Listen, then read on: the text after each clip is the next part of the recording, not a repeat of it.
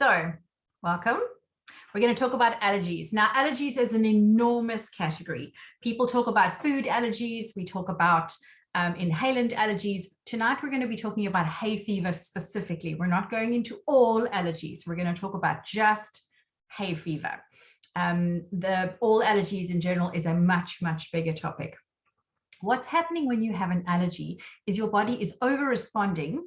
Your immune system is freaking out at a protein that has come into your body and you're responding to that. So what happens is that that protein lands on a mucous membrane and it triggers a cascade of chemicals to react in your body. And then two different types of cells, mast cells and eosinophils, release histamine in your blood, and the histamine ends up on your histamine receptors and they cause certain symptoms. So what hay fever usually manifests as is you get an itchy nose, you might start sneezing, you might have a runny nose. Sometimes it's a more thick, blocked up, swollen nose where the adenoids and the tonsils and the lining of your nose will swell in response to an allergen. You might get itchy eyes, you might get burny eyes, you might get swollen eyes, and your eyes may tear. And you may get burny tears, you may get runny tears that aren't burny at all, you might have bland tears. Now, all of those different symptoms are going to be different for each person. Everyone's manifestation is going to be different. If you take allergies to a homeopath, they're going to ask you weird questions like, how many times in a row do you sneeze? Because there are some remedies, specific remedies, where the focus, if there's lots of sneezing remedies.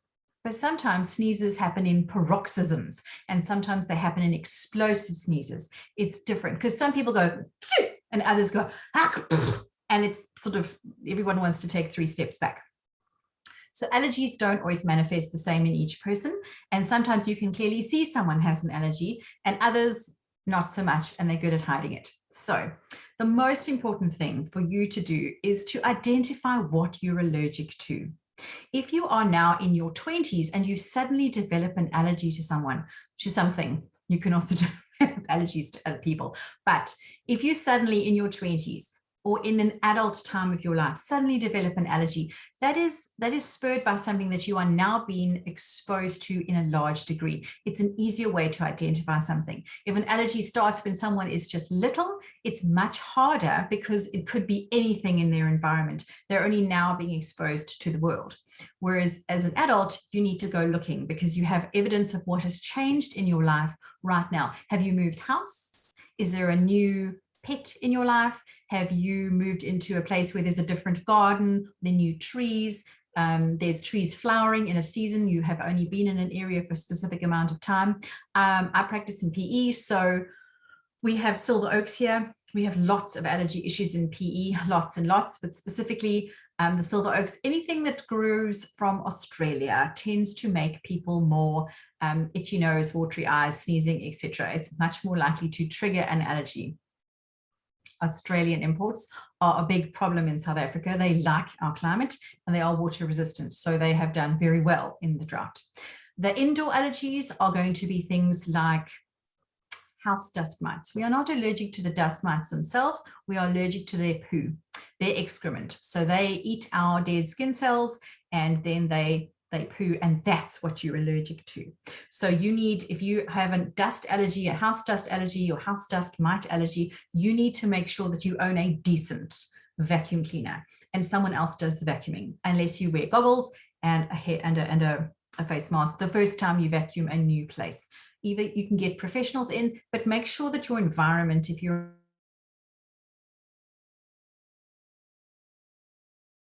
in lecture 3 about removing the maintaining cause. That's so important. If you've suddenly got a new kitten and you've never had a kitten before and you are sneezing and sneezing and sneezing and your eyes are streaming, it's likely to be the kitten and you need to make some choices. So you need to identify what you're allergic to. Best way is to actually go and see a homeopath and have a pathology test done. For an inhalant allergy, they can do scratch tests. For food allergies, it's usually a blood test. But find out what you're allergic to and try and reduce your exposure. It's very important when trying to treat something that you remove the maintaining cause.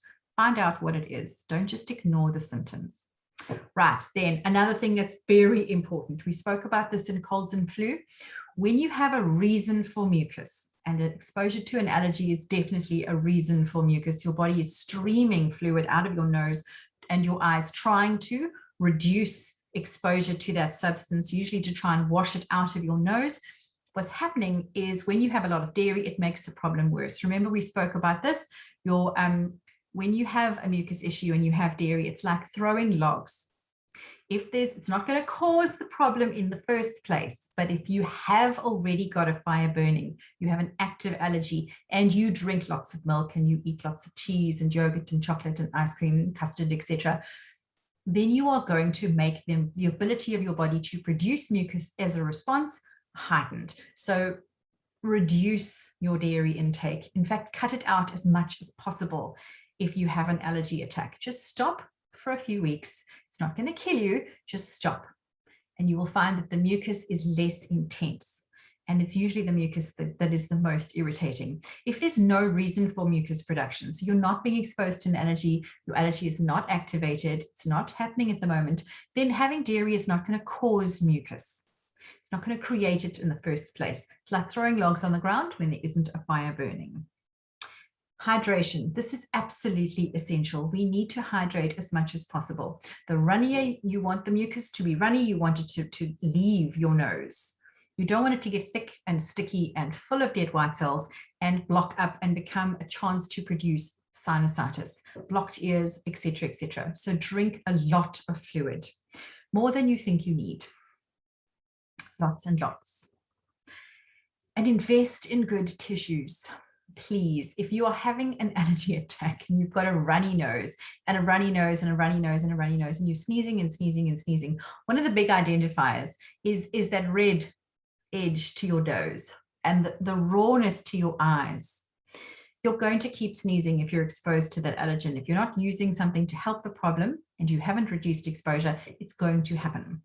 So go and get good tissues. Don't use nasty, scratchy toilet paper and that Carlton towel that happens to be easily grabbed in the kitchen. Get a box of good tissues. Kleenex and the other company, I can't off the top of my head remember it, they make a calendula infused tissue and it feels like silk on your nose. It is wonderful stuff. So get good tissues. Don't be mean to your nose. You need it. Right, let's talk about the allergies for the remedies, for allergies. Now, these are unusual remedies. Very often they are only used for one thing. Very seldom are the allergy remedies used for many, many other problems as well. So this is not going to be Nux vomica and pulsatilla. These are going to be unusual ones. Agraphis nutans. This is the bluebell. It grows in England specifically, less so in the European woodlands, but very much in England. And it comes out in spring. It starts to come out at the very beginning of spring through the layer of the last little bits of snow, if there's been snow, and then it pours pollen into the air. So Agraphis nutans has this lovely drippy, drippy nose. If you go out in the cold wind, you forgot to take a tissue, and the sleeve of your jacket starts to look quite inviting. It's that drippy, drippy, wet nose that happens when you go out in cold air. Drip, drip, drip, drip. The minute you get home and you finally have access to a tissue and you blow your nose and there's 2 drops of water on the tissue, it's most unsatisfying, but you have sniffed your way for the last 2 kilometers. This is a remedy with a specific keynote of a drippy wet nose when exposed to cold air. They also have swollen adenoids. Now, the adenoids are, a friend of mine suggested they might be the tonsils of the nose. In the back of your throat, your first defenders, your big glands at the back of your throat are your tonsils. Now, the same thing happens at the back of your nose, and that's your adenoids. And when they are overexposed to an allergen, they're annoyed because your body is hyper aware, DEFCON 1, expecting terrorists. Then it swells and you get this blocked up feeling at the back of your nose. It is hard to breathe. That's another thing that happens with Agraphis nutans. You get locked up feeling in the back. It's not only from mucus. The actual lining in this remedy starts to swell and you feel very, very blocked. And you get this fluid blocked feeling in your ears. So when somebody's going,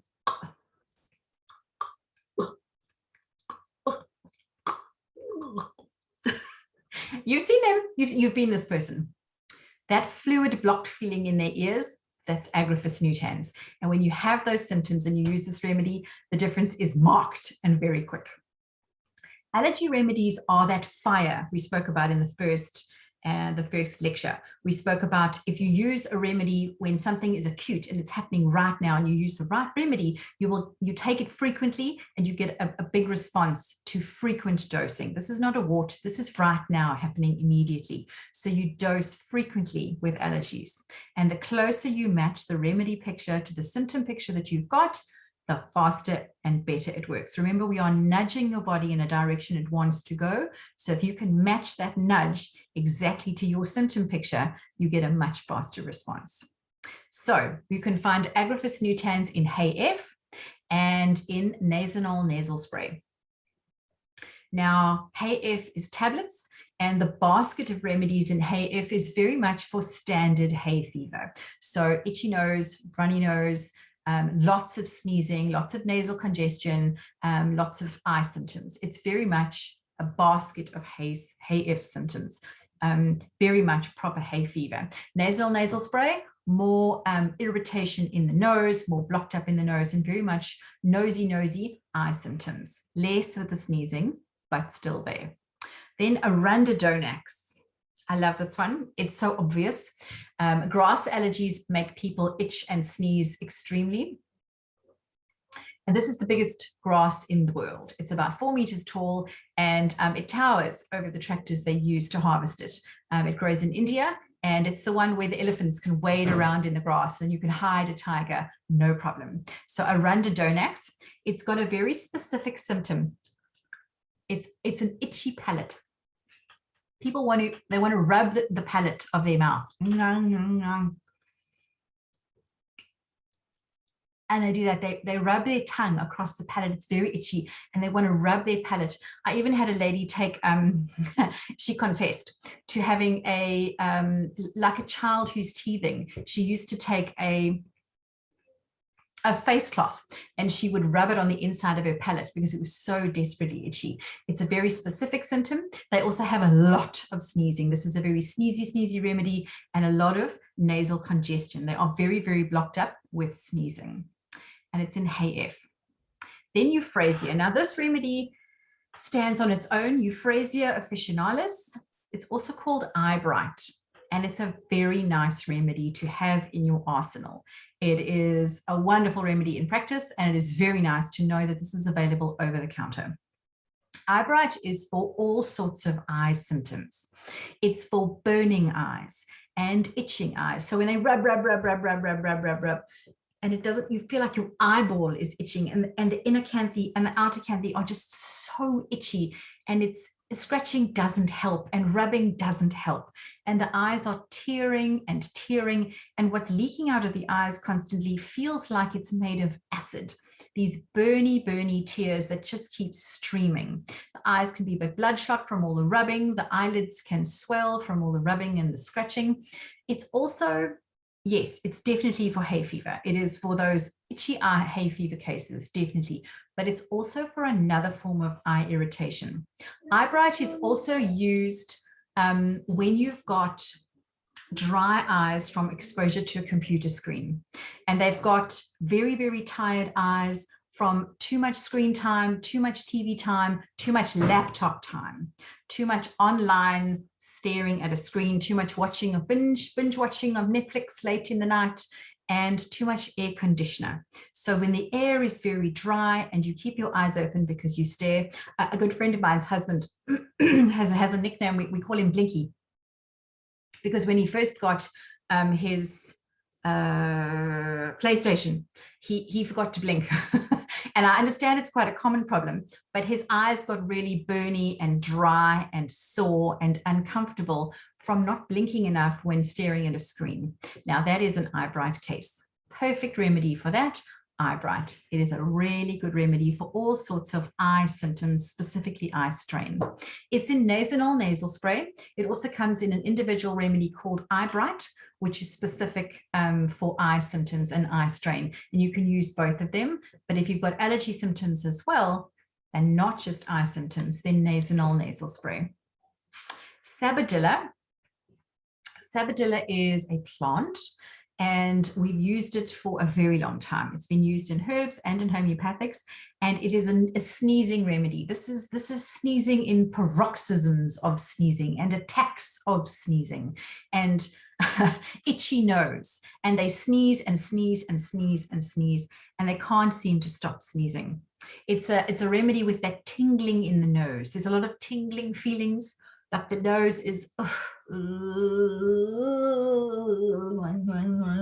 the nose is all tingly. It's a specific remedy for allergies that are triggered by pollen and exposure to flowers and pollen in the wind. So Sabadilla, lots and lots of sneezing, and they also get burny eyes with tearing. It's not so much the itchy eyes, but it's burning. The eyes feel like they feel much better if they're closed. If you put hot tea bags on the eyes, they feel much better, and they drip tears, but they bland tears. Whereas Eyebright, the tears can be burny and acid-like. With Sabadilla, the tears are much more bland and the eyes are burning. That's in Hayfever. Sabadilla is in Hayfever and in Nasanol nasal spray. Hayfever, I love Hayfever. It's such a lovely name. Hayfever helenoides. This is those people who get that little, you can see it in kids. They get a little, they get a crease or a wrinkle across the top of their nose. They keep doing this. And they wipe and they wipe. Because they have this one specific keynote in Hayfever. And when you see it in a patient or you recognize it in yourself, you know exactly what you need. It's that itchy, tingly, itchy feeling in the tube from your ear to the back of your throat. And you find yourself going, and you use your tongue to try and scratch the back of your throat. And it's, that is Hayfever. It works brilliantly. They're so uncomfortable, and there's nothing you can do. That eustachian tube is itching, and it is not something that you can actually access and scratch and relieve the itch. These are also the people in the office that drive their colleagues mad.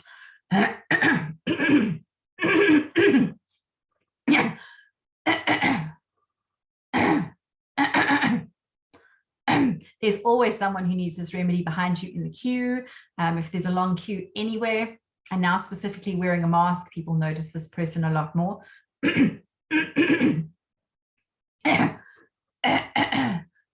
Or they've got that liquidy sound to their voice, and you just want to go, so they'll do it too.